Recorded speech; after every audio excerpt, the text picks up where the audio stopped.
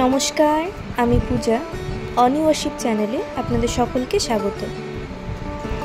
আজকে ছিল আমার বার্থডে, তো সেই বার্থডে উপলক্ষে রাত 12টার সময় সকলে মিলে একটা সুন্দর আয়োজন করেছিল।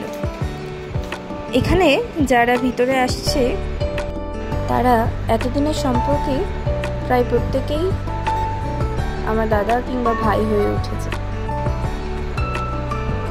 এই সম্পূর্ণ আয়োজনটা সকলে মিলে করলেও প্রধান উদ্যোক্তা হচ্ছে এই যে আমার পাশের এই মানুষটি। আমার কাছে বার্থডে সেলিব্রেশন মানেই আমার প্রিয় মানুষটির কাছে থাকা।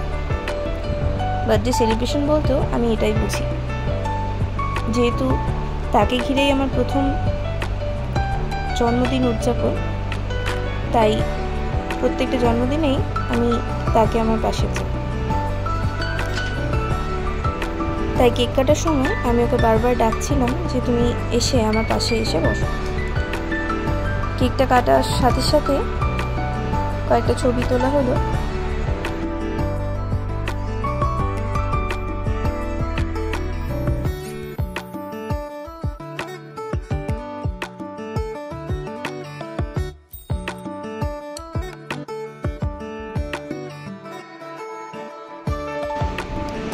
কেক খাওয়ার পরও ম্যাজিক ক্যান্ডেলগুলো আবার জ্বলে উঠেছিল।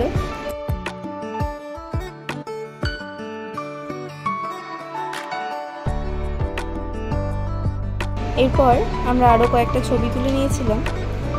তারপরও দেখি ম্যাজিক ক্যান্ডেলটা আবার জ্বলে উঠেছে। সকলেই ওকে বলছিল উঠে বসার জন্য, আর ও এইভাবেই ছবি তুলতে বেশি পছন্দ করছিল, কারণ ও একটু ক্যামেরা সাই পারসন।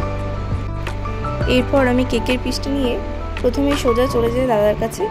দাদাকে খাওয়ানোর পর এতক্ষণ ধরে যে আমার ভিডিওটি ক্যাপচার করছিল রিঙ্কু, তাকে এবং বাকি দাদা ভাইদের সমস্ত কলিগসদের কেকটা খাওয়ানোর পর দেন যারা আমার থেকে বয়সে একটু ছোট ছিল তাদের সাথে একটু মজা করছিলাম।